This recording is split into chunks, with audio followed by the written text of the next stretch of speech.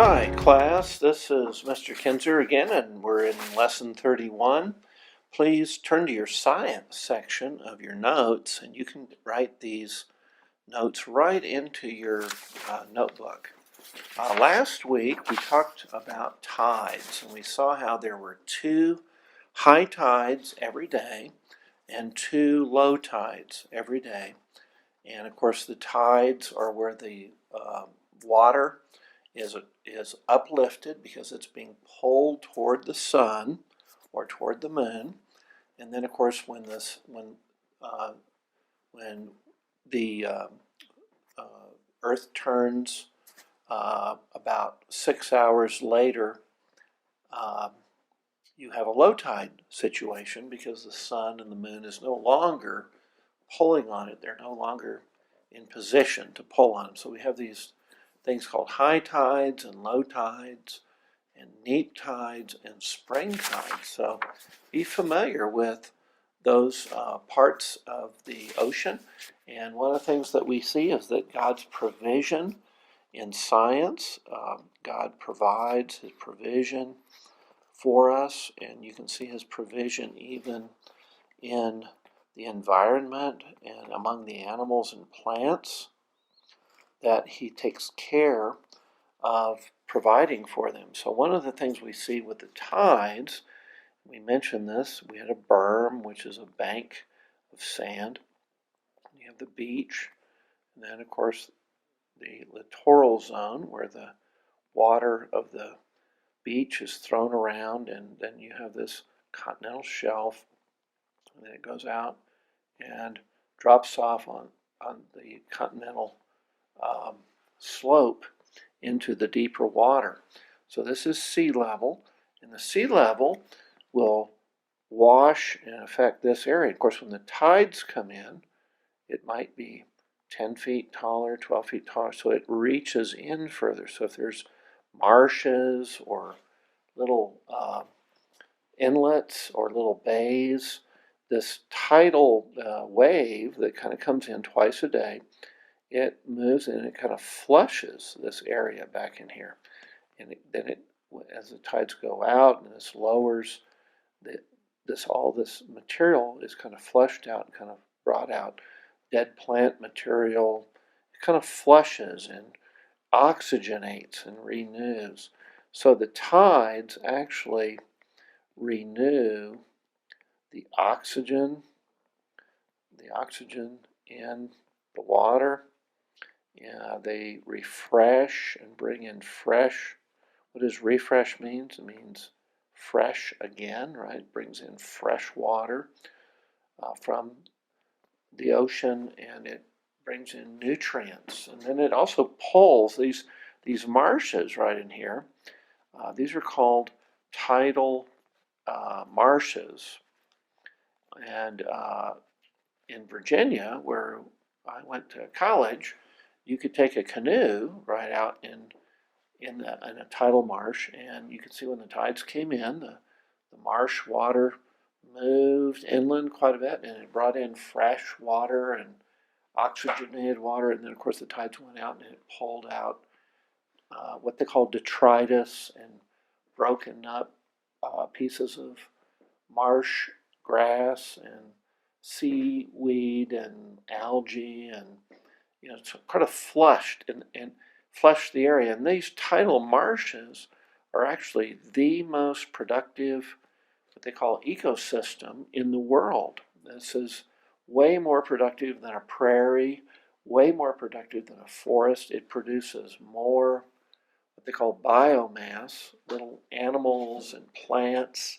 If you add all that together, all the living tissue together, these things have more living biomass than anything else. So anyway, tides are very important to maintaining those tidal marshes. And that means because these marshes do well, the ocean critters, the offshore fish, the seashells, the clams, the invertebrates down here on the continental shelf, all of these benefit with all this material coming down, kind of filtering, settling down, coming down, filtering out of the water, because the tide is flushing these tidal marshes.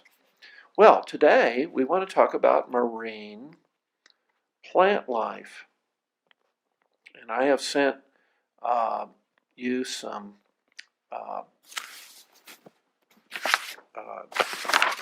handouts on plankton, and you can look at that plankton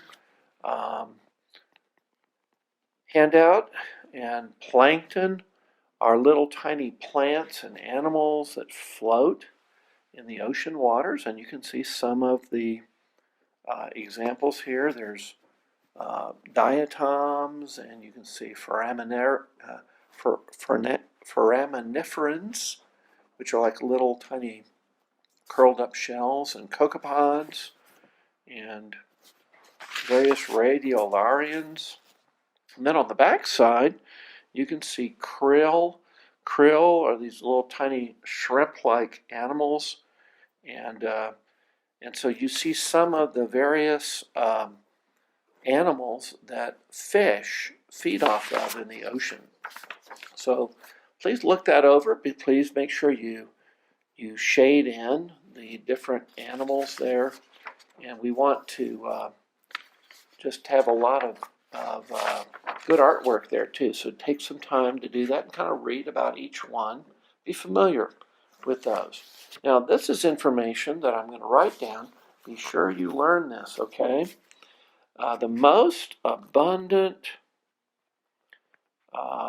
life in the ocean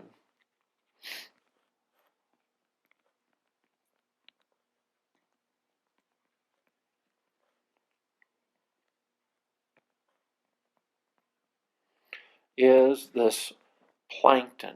And plankton is this microscopic, you can only see it with a microscope. You cannot see it with your eye, just like you can't see a cell with your eye. So this is plankton. And this just floats. This plankton just floats along with the current.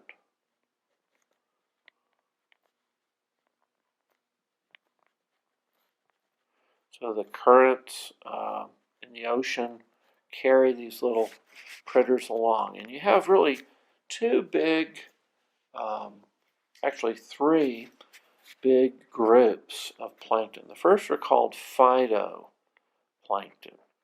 And so phytoplankton are an important group here. These are the plant plankton. So remember how plankton are both plants and animals that fish feed from. Phyto has the idea of a plant. It's the plant processes. And so phytoplankton include diatoms. Diatoms are little living creatures that have little shells, very tiny, thin shells of silica. So this silica drops down when the diatom dies. The silica shell drops down to the bottom, and it kind of collects there on the bottom of the ocean, and in kind of a funny, kind of a gummy, gooey, kind of slimy deposit that later those diatom shells kind of congeal together, they compress, and they grow hard and form rock.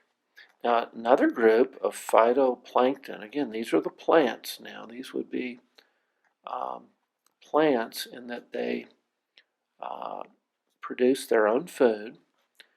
We have the dinoflagellates. And the dinoflagellates have a whip-like tail. So there's a tail, and they just kind of whip this little tail. They look they have a funny, maybe a shape, and then sometimes they'll have a double tail that this little whip moves them forward. They move forward through the water. Okay. Now another group is called varieties of algae. So this whole group of phytoplankton includes algae. And algae are just floating along, producing their food by means of photosynthesis. And there's even some bacteria that are in this group. The bacteria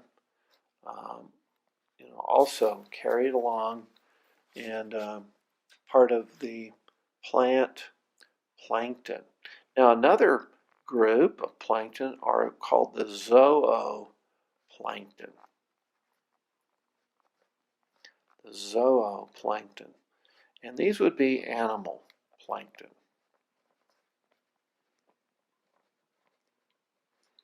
Zoos means animal in Greek, and it consists of copepods, and you had a picture of a copepod, radiolarians,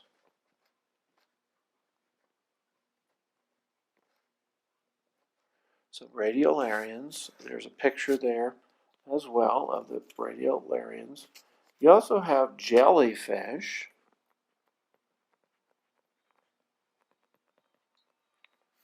Jellyfish are little animals that have a jelly-like interior, and they kind of suck in detritus and food from the water.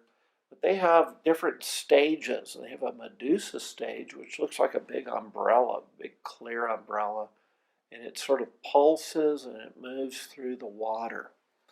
Okay, and so they also have little tentacles that sting. If you touch them, they have little things called nematocysts on them, and the nematocysts kind of sting. They put a poison, and it creates a burn on a fish, or if you pick it up with your hand, you get burned on the hand. So it's a chemical reaction. Now also we have arrow worms. So arrow worms are real common as well. Okay. Now I have not seen arrow worms myself, but they are fairly common in the ocean. Now most of these, I'm going to say many. I don't know if I really should say most, but many are transparent. I want to say most of this. They're transparent, so you can kind of see through them. But some are brightly colored. So you can have bright colors with some of them. So many are transparent, but others are very bright colors. Most of the zooplankton, I'm going to take a moment just to spell that out. That'll help you too. You'll find that more often that you spell words out, you get better with them. So most zooplankton have daily vertical migrations. So let's put down, they have daily vertical. Vertical means up and down. Let's see, I didn't spell that too well. Looks like I've got two T's. Vertical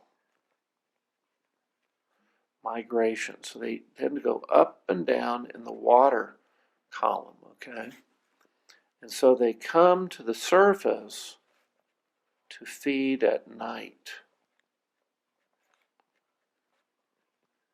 Isn't that interesting? They pick nighttime to feed. Okay, that's really interesting. I don't know why that is. I don't think that scientists really know, but there's some thinking that's going on with that, and some experiments that I know people are running with that. Well, another big group are called the phytoplankton.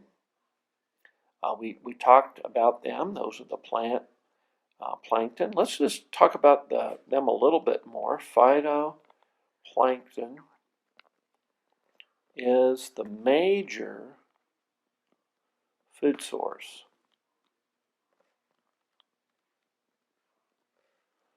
for most sea animals.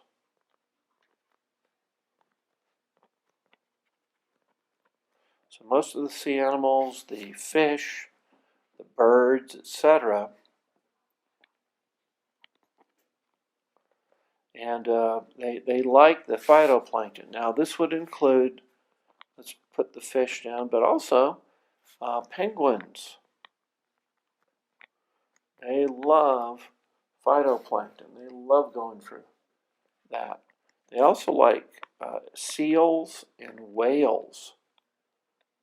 Really like the plankton, the phytoplankton.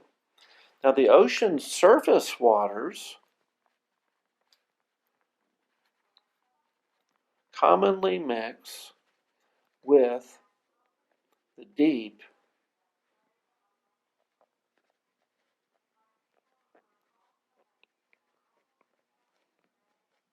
So they mix with deep waters during the winter.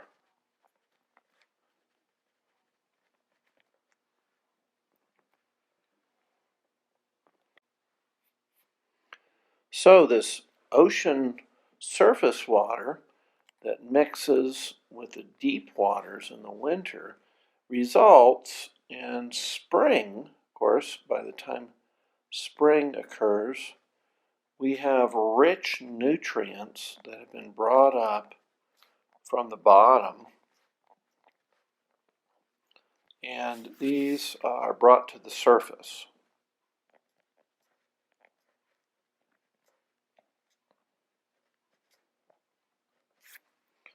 And so these rich nutrients are a great source of food. Of course, the spring is when the animals are becoming more active. And so there is a great phytoplankton bloom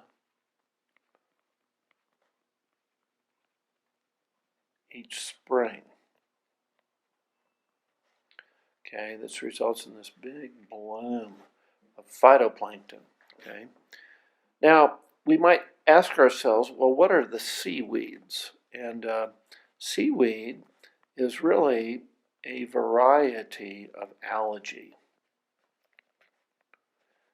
One of the brown algae, for instance, the Phacophita, which you'll study actually in high school, you'll learn a little bit more about Phacophita, are these big kelp.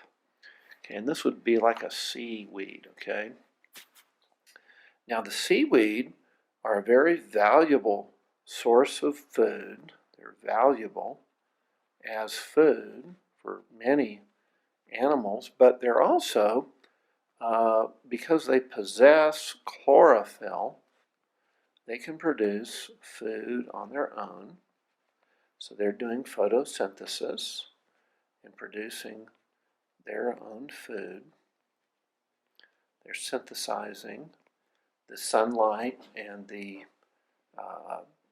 carbon from the air and carbon from the carbon dioxide, and they're making food. And this is a real important source of oxygen because they take in the oxygen, they take in the carbon dioxide and they give off oxygen. So they're oxygenating. So we need seaweed. Seaweed's a very important source of oxygen. Now, another thing that's kind of interesting to see in the ocean is sea lettuce. Sea lettuce. And sea lettuce is really quite interesting. It's a shallow water seaweed. It's found in the shallow water. And a lot of people will actually eat this material. We have fan kelp, which is brown algae I mentioned a little earlier. It's Phacophita. And it has long leaf-like filaments or segments growing from the end of a stalk. Okay, these grow from a stalk.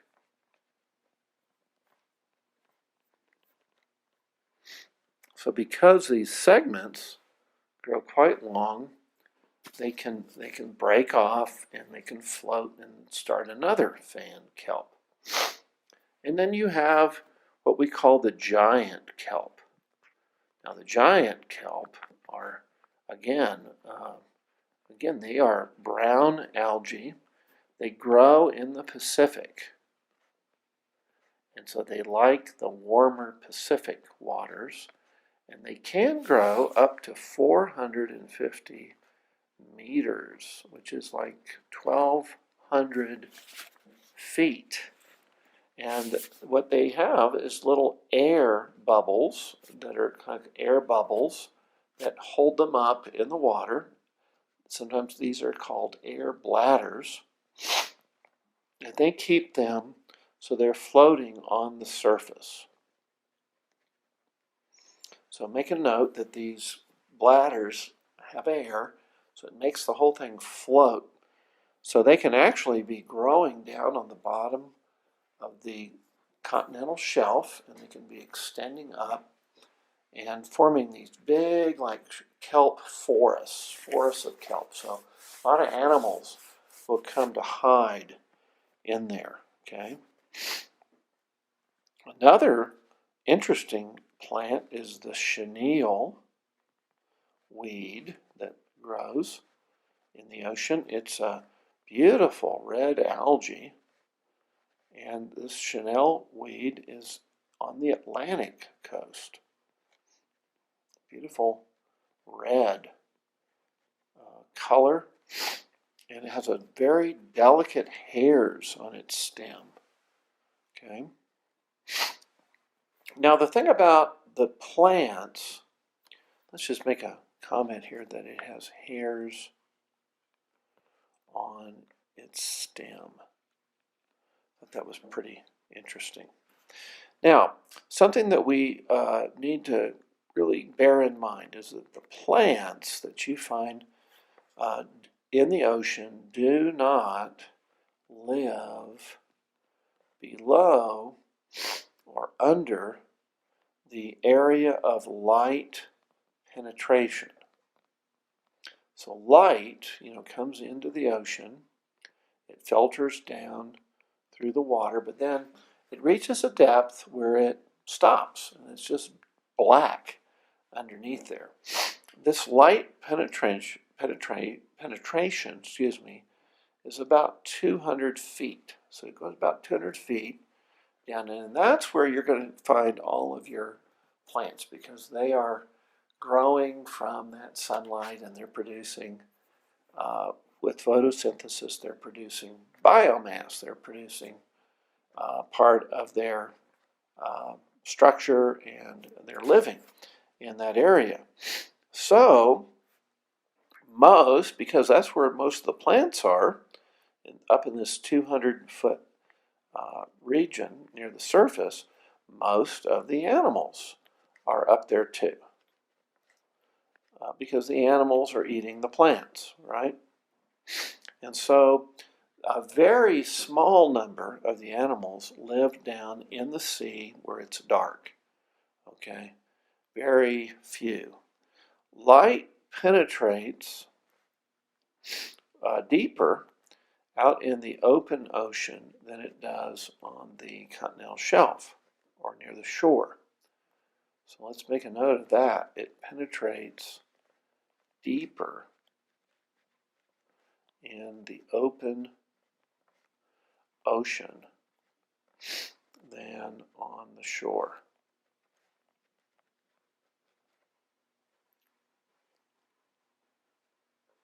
And again, this is where the phytoplankton are most abundant as a result. So most phytoplankton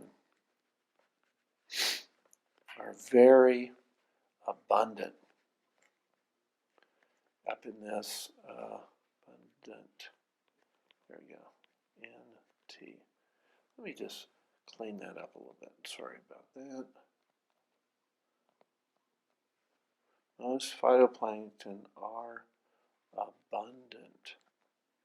I think my writing stylus here, abundant, giving me some trouble.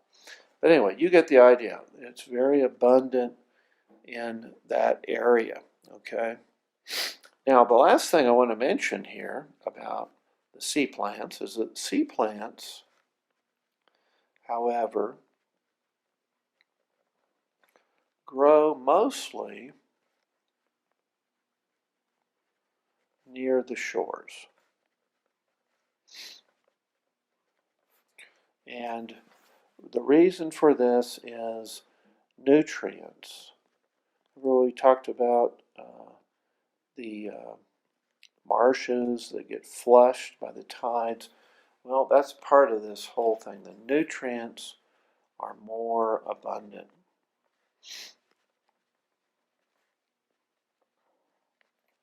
Near the shores.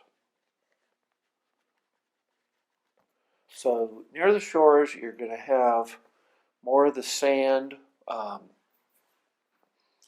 of stirred up because of the waves. You're going to find there's more detritus, more land plant material, washed, little sticks, little twigs, washed in the surf. And you just have this more abundant area where there's more nutrients in the water. And so there's more plant and animal activity. All of that means that the sunlight is going to be blocked a little bit as it goes down through the water. It won't go as deep as you get closer to the shore. So be sure to study your handouts and be sure to color in the different plankton. And we'll conclude right here with the plants of the ocean.